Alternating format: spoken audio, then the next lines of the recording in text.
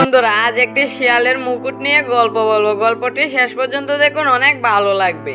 সৈয়দপুর নামে একটি জঙ্গল ছিল। সেই বনে একটি শিয়াল ছিল। তাকে এক হাতি মরে যাওয়ার আগে তাকে ওই মুকুটটি দিয়ে গেছে। সেই মুকুটটি ছিল যার মাথায় থাকবে সে বনের রাজা হতে পারবে। এই মুকুট ছাড়া কেউ রাজা হতে পারবে না। তখন সেই মুকুটটা শিয়ালকে দিয়ে গেছে। শিয়াল তখন ওই বনের রাজা ছিল, সবাই তার কথা মানতো। তখন শিয়াল ওই বাঘটাকে বলতেছে, বাঘ শুনো, তুমি তো এই বনের সবচেয়ে শক্তিশালী প্রাণী। এই বনে তোমাকে সেনাপতি বানিয়ে দিয়েছি, তুমি আজ থেকে আমার সেনাপতি হয়ে কাজ করবে। কিন্তু সে চাইতো সেই বনের রাজা হতো, কিন্তু তাকে তো সেই মুকুটটা দিয়ে যায়নি, সেজন্য সে রাজা হতে পারেনি। কিন্তু সেই মুকুটটা তার কাছ থেকে জোর করেও নিতে পারবে না, কারণ শিয়াল সবাই যদি জানতে পারে যে তার কাছ থেকে জোর করে নিয়েছে, তখন তাকে রাজা কেউ মানবে না, সেজন্য সে কিছু করতে পারে না। তখন সে ভাবতেছে ওই শিয়ালটার কাছ থেকে কিভাবে ওই মুকুটটা নেওয়া যায়। ওইদিকে আবার শিয়ালটা বলতেছে, আমাকে হাতে মুকুটটা দিয়ে গিয়েছে এই বনের দায়িত্ব পালন করতে। আমি কখনো অপব্যবহার করব না। আমি ভালো হয়ে সবাইকে পরিচালনা করব এবং কি এই বনের কোনো ক্ষতি হতে দেব না। কারণ আমাকে বিশ্বাস করে এই বনের দায়িত্ব দিয়ে গেছে, তার সম্মানটা আমার রক্ষা করতে হবে। এটা বলে সেও বসে আছে। তার একজন বিশ্বস্ত বন্ধু ছিল, তার নাম ছিল শিয়াল। সেও অনেক বুদ্ধিমান ছিল, কিন্তু সে ছিল অনেক ছোট। কিন্তু ওই শিয়াল ছিল অনেক বুদ্ধিমান, কিন্তু ছোট হলেও কি হবে, বেইমানি করলে তো আর ছোট দরকার হয় না। তখন বাঘটা বলতেছে, আমি ওই শিয়ালটাকে বলবো যাতে ওই শিয়াল রাজার কাছ থেকে ওর মুকুটটা চুরি করে আমার এখানে দিয়ে দেয়। তাহলে ওকে আমি ভালো খাবারের রূপ দেখাবো, তাহলে তো ও রাজি হবে। তখন তাকে আমি বলবো আমি রাজা হয়ে গেছি। তখন সেও বলতে পারবে না, কারণ সে তো আমার কাছে সে চুরি করে নিয়ে এসেছে। তারা জানতে পারলে তো তাকে মেরে ফেলবে। হা হা হা হা। এটা বলে সে বসে আছে। তখন ওই শিয়ালটা তখন সেই রাস্তা দিয়ে যাচ্ছে, তখন তাকে ডাক দিল, ওই শিয়াল এদিকে আয়। হ্যাঁ সেনাপতি বলেন, আপনি আমাকে ডেকেছেন কেন? ডেকেছি তোকে একটি কাজে। সেই কাজটা হলো তোকে আমি এক বিশাল খাবারের সন্ধান দিতে পারি, তবে একটা শর্ত আছে, শর্তটি শুনতে হবে তোর। আচ্ছা ঠিক আছে, বলেন আপনার কি শর্ত? সত্যটি হলো তুই ওই শিয়াল রাজার কাছ থেকে মুকুটটা নিয়ে আসবি, কারণ তোকে তো ও বিশ্বাস করে, আমাকে তো তেমন একটা বিশ্বাস করে না। তুই সেই মুকুটটা এনে আমাকে দিবি, তোকে ওই খাবারের সন্ধানটা দিব, তুই সারা জীবন ওখানে খেতে পারবি। ওই শিয়ালের কাছে থাকলে তো তোর খাবার খাওয়া হয় না তেমন বেশি একটা। হ্যাঁ এটা ঠিকই বলেছেন, কিন্তু তারপর যদি আমাকে দেখে ফেলে তাহলে কি হবে? না, সে জানতে পারবে না, সেই বুদ্ধিও আমার কাছে আছে, তুই যে বলবি। তখন তাকে বুঝিয়ে বলল। তখন সে বলতেছে, আচ্ছা ঠিক আছে, সমস্যা নাই। তাহলে আমি কালই গিয়ে ওই শিয়ালের কাছ থেকে বাল দিয়ে মুকুটটা নিয়ে আপনার এখানে আসবো, আর আপনি কিন্তু আমাকে খাবারের সন্ধানটা দিতে হবে। আচ্ছা চিন্তা করিস না, তুই আমার উপর বিশ্বাস রাখ, আমি তোকে দেব। তখন সেখান থেকে শিয়ালটা চলে গেল। হা হা হা হা। এই শিয়ালটাকে আমি বোকা বানিয়েছি, এখন ওই শিয়াল রাজার কাছ থেকে মুকুটটা আমার এখানে নিয়ে আসবে। হা হা হা।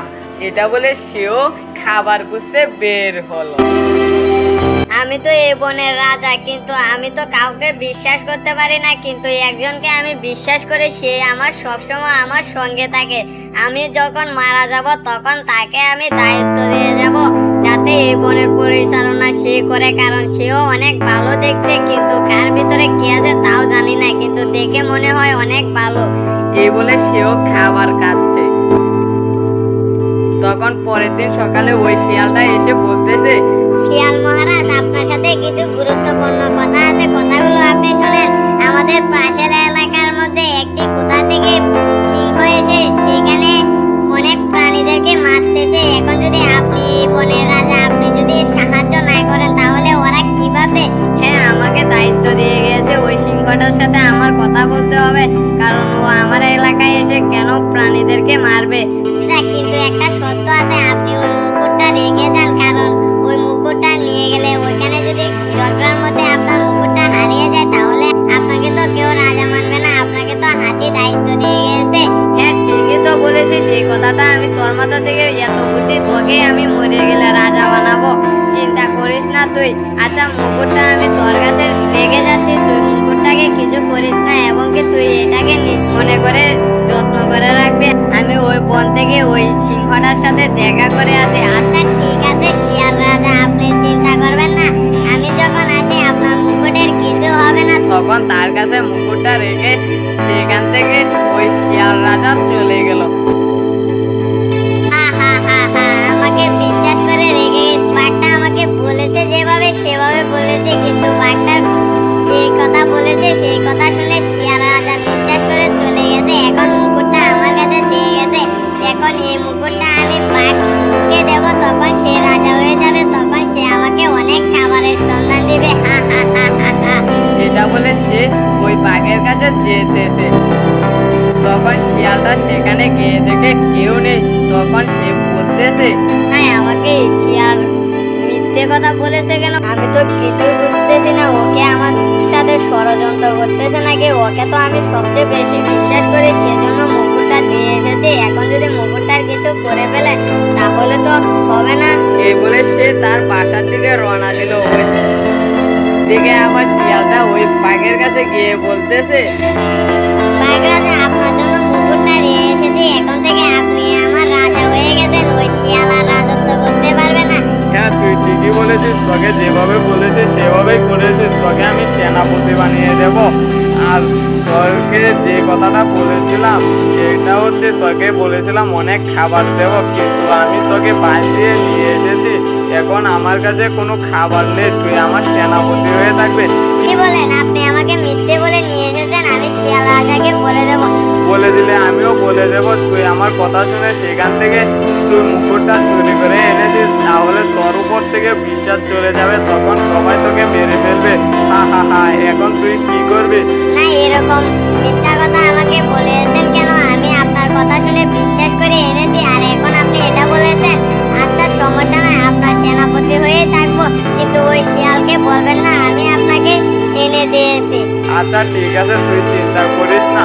তখন এটা বলে সেখান থেকে ওই শিয়ালটা চলে গেল। চলে গিয়ে হাঁটতেছে আর বলতেছে, তাই কেন যে শিয়ালের সাথে প্রতারণা করতে গিয়েছিলাম, এখন নিজের ফান্দে নিজেই পড়লাম, নিজে করি। এখন শিয়াল মহারাজ রাজা যদি জানতে পারে তখন আমার কি হবে? তাই রে, বিশ্বাসের উপর আমি কোনো কিছুই রাখতে পারলাম না। এটা বলে সেও হাঁটছে। দিকে আবার শিয়াল রাজা সেখানে এসে দেখে ওই শিয়ালটা নেই। হাই, শিয়ালটা কোথায় গেল? আমার মুকুটটা তো ওর কাছে রেখে গিয়েছিলাম, এখন যদি ওই মুকুটটা নিয়ে ও পালিয়ে যায় তাহলে তো আমাকে কেউ রাজা মানবে না। হাতে আমাকে বিশ্বাস করে দিয়েছে, হাতের কথাকে আমি রক্ষা করতে পারবো না। আমি তো কিছুই বুঝতেছি না, ওই শিয়ালকে এখন আমি কোথায় খুঁজবো, কিছুই তো বুঝতেছি না।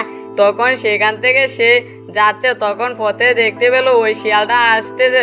ওই শিয়াল, তুই আমার মুকুট নিয়ে কোথায় গিয়েছিলি বল?